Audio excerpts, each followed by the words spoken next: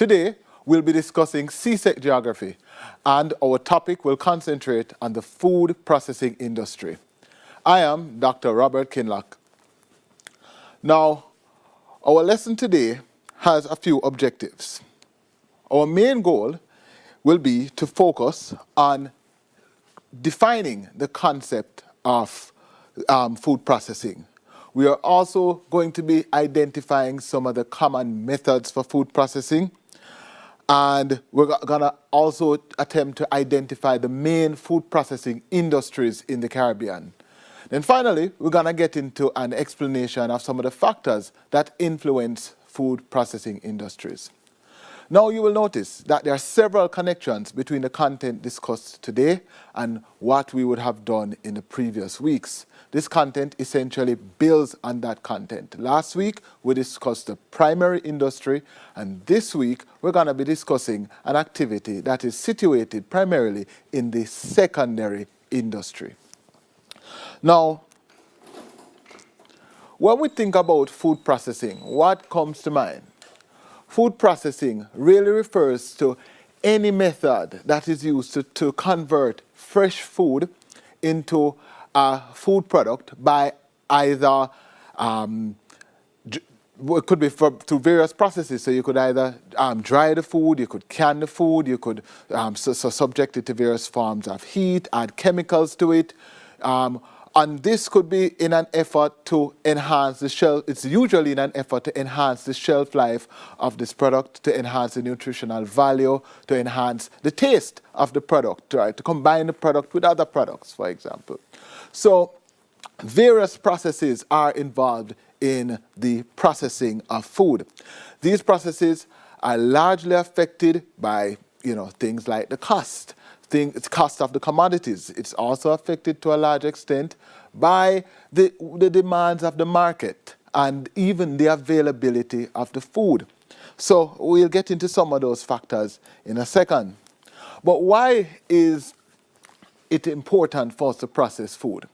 Food is processed for us to preserve it so that we can add value to it before it is sold.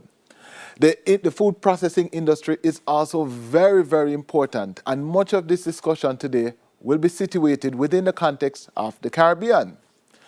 The Caribbean food processing industry is one of the main case studies for your syllabus. You also have to compare it to the food processing industry in Singapore, but we'll not be going into that comparison today. Our focus today will be on the Caribbean.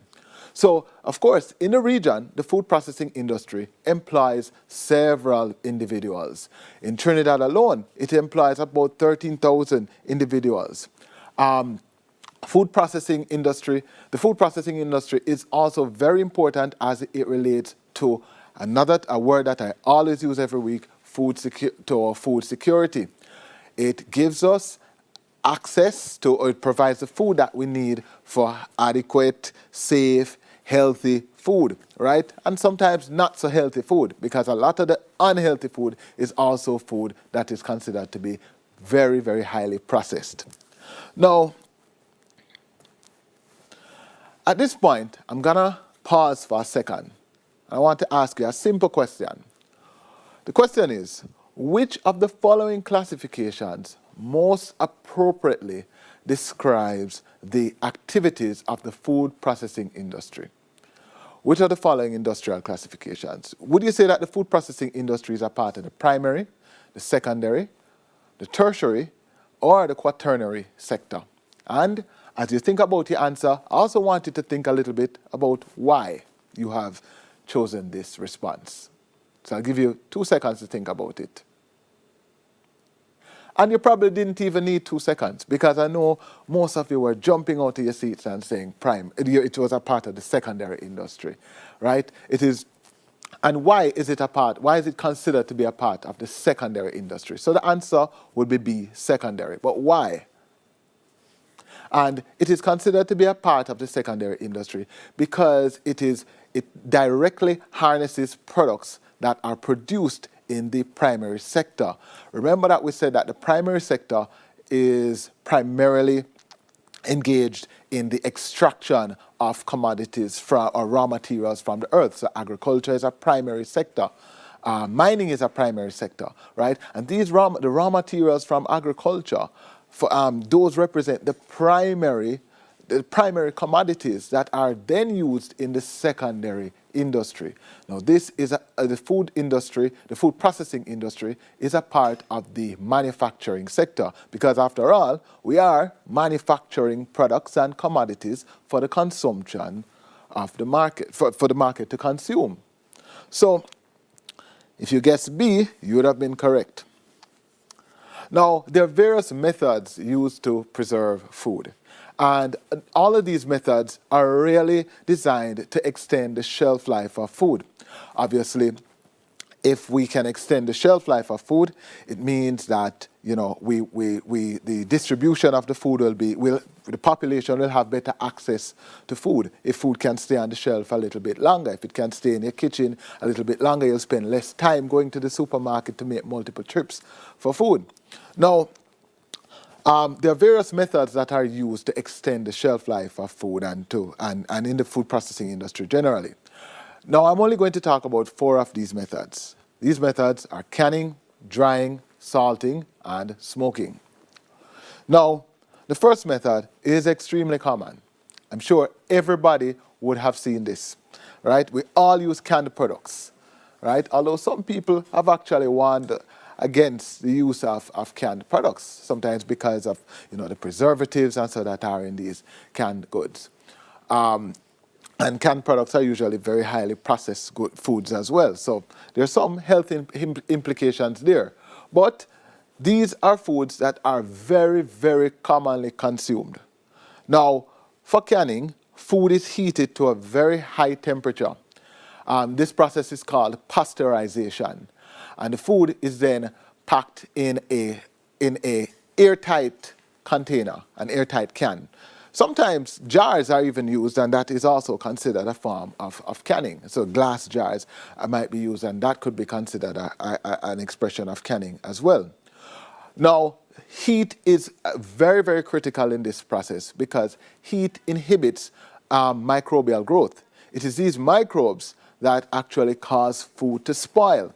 It is also important that the containers are airtight, because once air gets into that container, microbes travel in the air, and these can be potentially damaging to the quality of food. It can significantly compromise the quality of the food. And so if that happens, then it's likely that we'll get sick if we consume this food. So canning the food is one way of keeping the food clean. And of course, because it is sealed, it preserves that quality and the shelf life. So you'll see some images here of a canning factory, some cans, food being put into cans at a factory, and then of course common products that you would have seen on your shelf. Now, another commonly used method is drying. And all the methods which follow, unlike canning, all the other methods that I'm going to talk about really focus on dehydration of food, and that dehydration is done in different ways. So drying of food is a method of extracting the water from the food. So you need to remove enough moisture from the food to inhibit the growth of things like bacteria, yeast, and molds, right? So again, you know, drying the food inhibits microbial growth, and so when that occurs, our food can have a longer shelf life. A commonly consumed dried food that, you know, many of you like is raisins, for example, right? So, you know, that food has been essentially dehydrated. When we buy prunes in the supermarkets, prunes in boxes and stuff, packaged like that, those are also dehydrated. Some of the more commonly consumed dehydrated foods that we'll see on our supermarket shelves. I don't see this one so commonly here, but you can get dried apples and even mangoes and all sorts of different fruits can be preserved, packaged as dried food. Now, another technique of food preservation is salting. Yep. And this is probably the one that everybody should be familiar with. That picture on the left, no, it's the right of your screen, is a picture of saltfish. And everybody in Jamaica knows what saltfish is. Don't know if everybody knows, however, what the process that is involved in this type of food preservation. So, and it is really simple. What happens here is that the meat is actually salted. And what that does is that through the process of osmosis, moisture is extracted from the cells of this food, of this commodity, of the fish, and so of the meat. And so and it also extracts a lot of moisture through osmotic processes. A lot of moisture is also extracted from the cells of bacteria and all of these other microbes that could be in the food. And so again, we're taking moisture out of the food, and that moisture, essentially, the lack of moisture inhibits microbial growth. So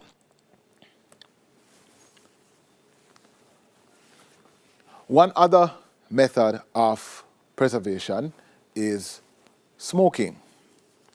And smoking also is a process whereby a lot of moisture is sometimes extracted from the food as well. But more importantly here, smoking involves the heat and chemical treatment of food. So it treats the food with a lot of heat and chemicals to, again, inhibit the microbial growth. Some of the common smoked foods that we might consume here would be like we see a lot of smoked sausages on the shelves. In the Caribbean, we do a lot of smoked fish, right? Smoked herring and all of these things. You might also see even the hams that you might consume at Christmas time. A lot of those hams are smoked and chemically treated. And it is through this treatment that we can actually preserve the shelf life of the meat. So various processes are involved in the processing of food.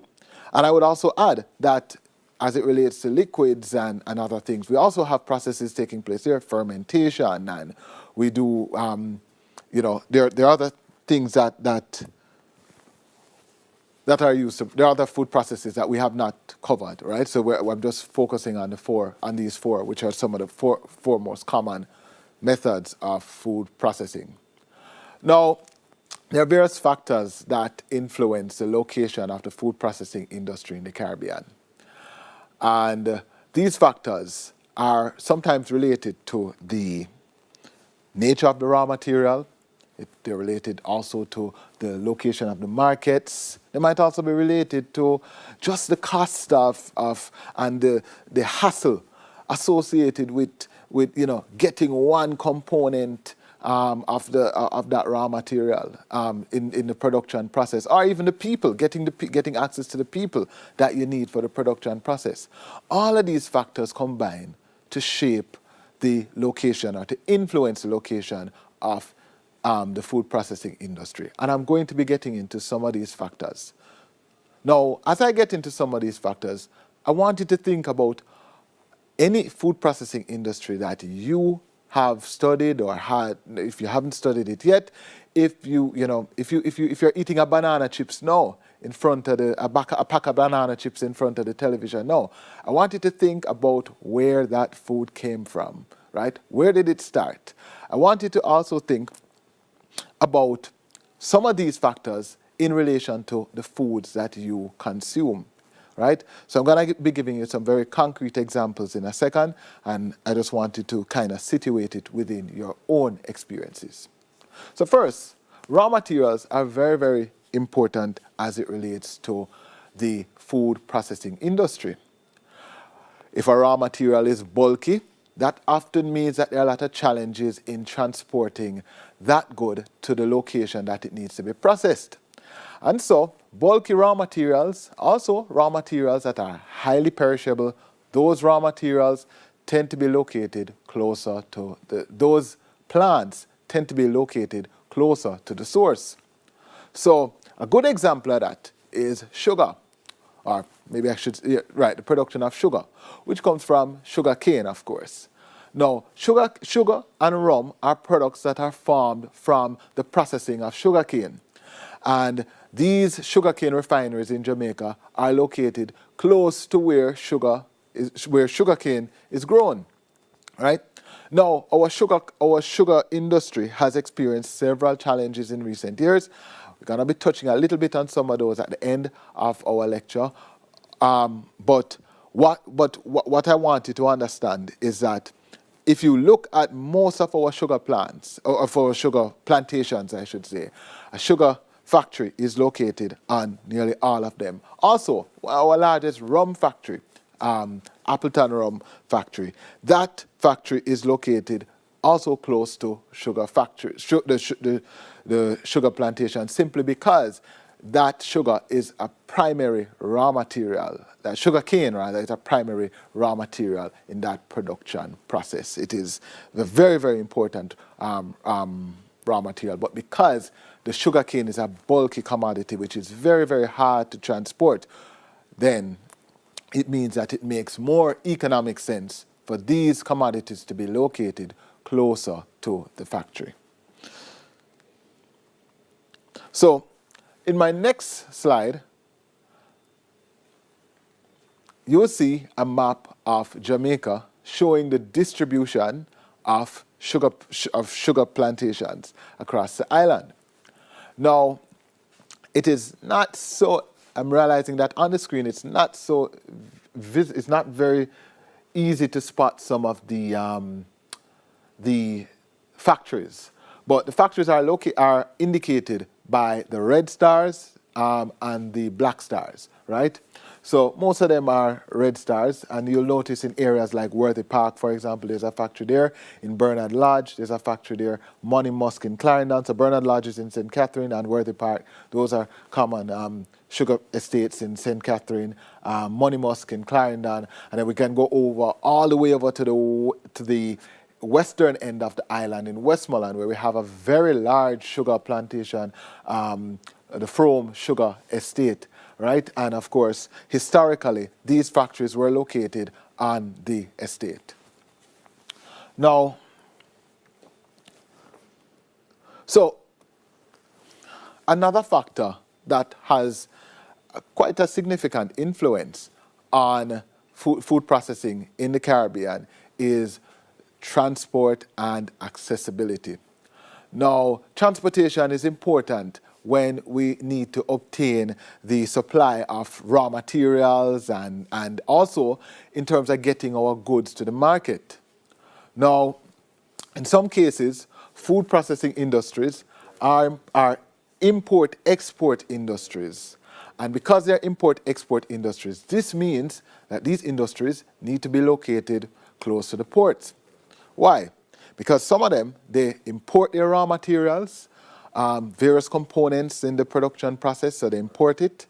And instead of moving that commodity around or to a far distance to process, they process it in areas that are relatively accessible, and they also package it and then export that commodity to markets, to international markets. So we export commodities. I've been in the United States and seen, for example, Grace corned beef on the shelf. And you might see other Jamaican commodities there. So a relatively close location, a location within an area that is relatively close to an export site, a port, that also presents a kind of favorable location for the food processing industry. Now, as I had mentioned also, that they also import a lot of raw materials. So what you'll find is that some commodities like wheat, for example, that's imported, and because of course we don't grow it locally, and it is processed at locations like the Jamaica Flour Mills, and some of it is, and most of it is actually distributed on our local market. Now, as it relates to transport, We can conceptualize this point about transport in two different ways. First, we can look at it like with regards to international versus local production and international export versus the commodities that are being imported. We can also look at it as it relates to a local distribution of the good. So when this good is produced, transportation is also necessary for us to get this good to the market. And as we try to get this good to the market, it means that factories might want to be located along areas that are particularly accessible, favorable transportation routes. Transportation can also even impact the supply of raw materials. So let us say that an industry is dependent heavily on coffee beans, right? So the processing of coffee.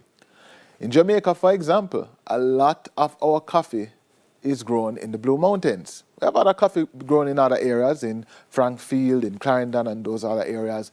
So we do have, quite extensive coffee production, and in fact, our coffee production is amongst the largest or most significant in the region. But let us say, for a particular reason, the supply of coffee to that location, to the coffee processing plants closer to the ports. Let us say that a road has been, a road has broken away or something like that, right? That is another factor, right? So the transportation has actually been, the transportation route has been affected. And so when we think about these factors, we also think about things that can affect what we call the supply chain, right? So if that supply chain is broken by, some factor, some negative factor, just the other day we had a large landslide that took away sections of that main road I think just outside Garden Town. And so that too is possibly going to affect the supply chain there. It's going to affect the supply of this raw material to the factory. And so it is important for factories for transportation routes provide a very, very necessary and important component in the location process. Now, this is just a satellite image showing you the location of the Jamaica flour mills. As I had mentioned before, the Jamaica flour mills depends very, very heavily on imports, right? So its main raw material is imported, and it is processed right at the port there and then distributed. It is also in a favorable location because of its access or proximity to the market. Now, the Jamaica flour mills is located in Kingston. That plant is located along, I believe it's Windward Road in Kingston, and that's in the southern section, southwestern section southeastern section of the city, and that has a very, very easy. It provides very easy access to the main markets. Now, another factor that is influencing the location of industries is the quality and even the quantity of the labor force. Now, when we think about it, for an industry to operate, we need a skilled labor force. Now, the food processing industry employs thousands of people, and you would imagine, because of the complexities that are involved in this industry, they need people to fulfill a myriad of various roles. Now, some of the occupations involved in the food processing industry range from people like who would be sorting or peeling fruits or picking, So when the crops come from are delivered from directly from a farm or something like that. You have people there that are sorting the food, sifting to ensure that quality control and certain standards are maintained, right? They want quality foods. Then you also have people in the industry like chemical engineers or microbiologists who oversee the preservation and other aspects of the food process. You have people like the mechanical engineers that deal with the machinery.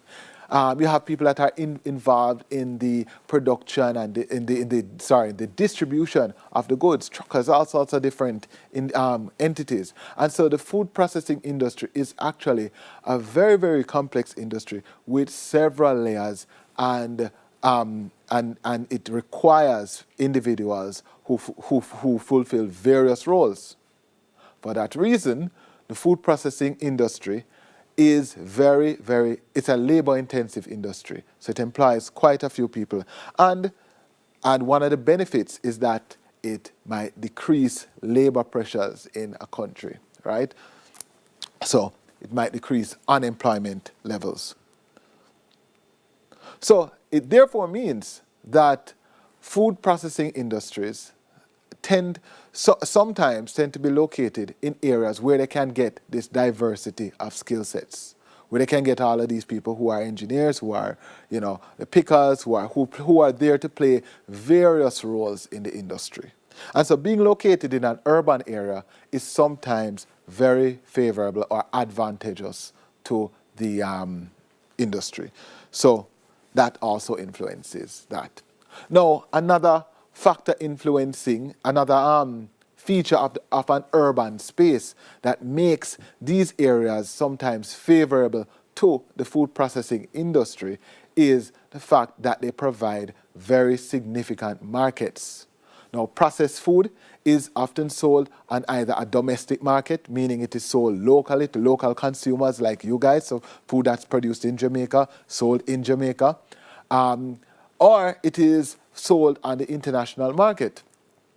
Now, for those foods that are sold domestically, sometimes proximity to the market is very important. If you are located, with good access to Kingston, then of course Kingston, it might be the area where Kingston might be the area that has most of your market, and so it will provide a favorable location for you.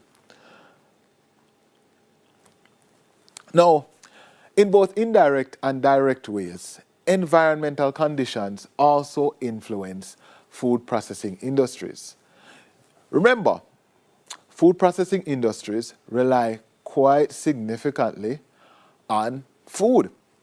And where do we derive food? Food is directly dependent on environmental conditions, right? Certain crops can only grow because of the conditions in particular areas. And so the local climate and other environmental conditions influence where this food is produced.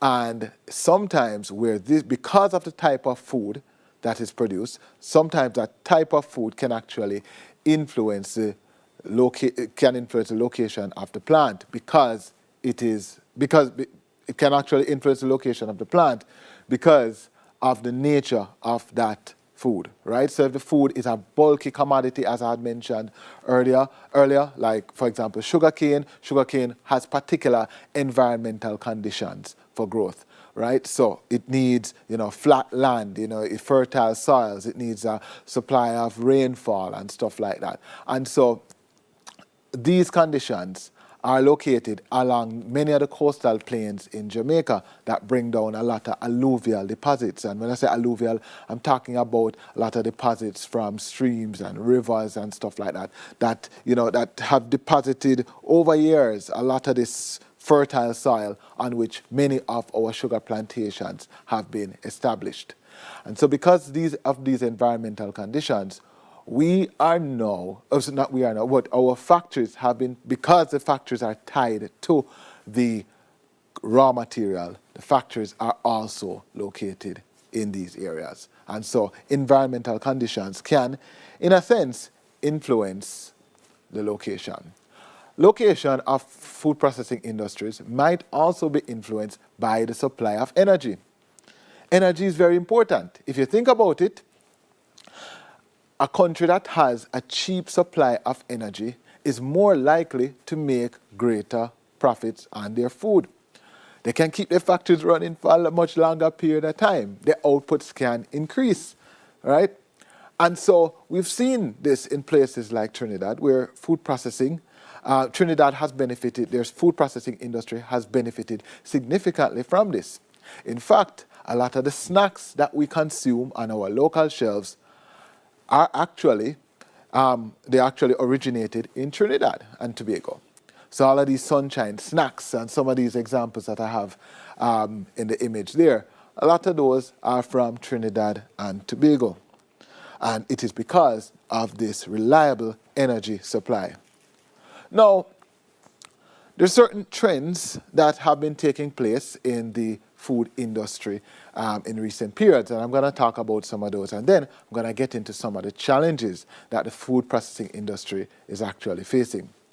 Now, Caribbean food processing is based on imported raw materials. So, for example, in Barbados, powdered milk is imported from New Zealand, and it is processed into condensed milk or evaporated milk and used in other commodity to make other commodities like yogurt.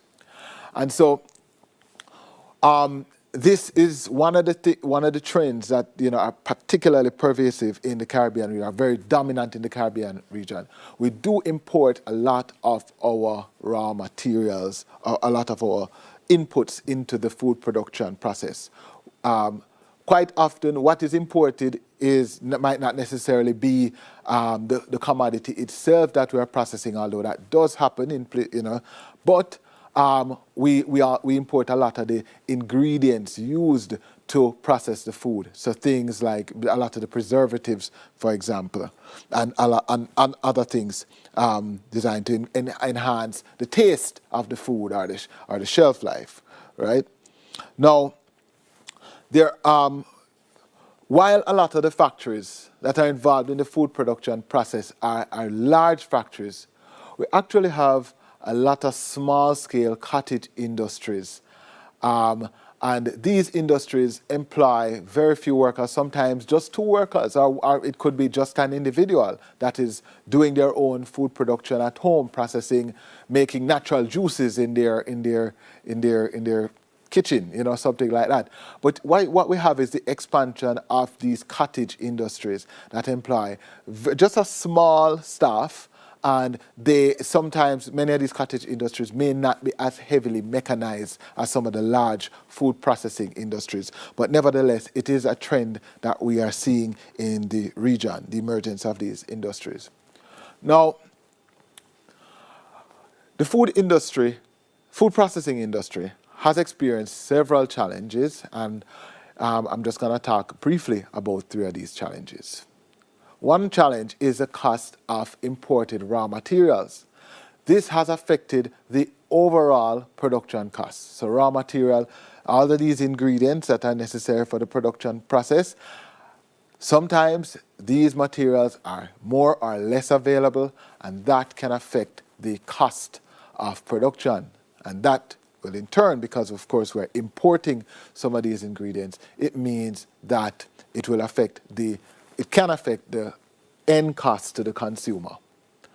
Now, another thing that affects our food processing industry is the supply of agricultural commodities. So a lot of the crops that we need for the processing, these can be affected, and if that supply is affected, then our production process, the processing, will also be affected.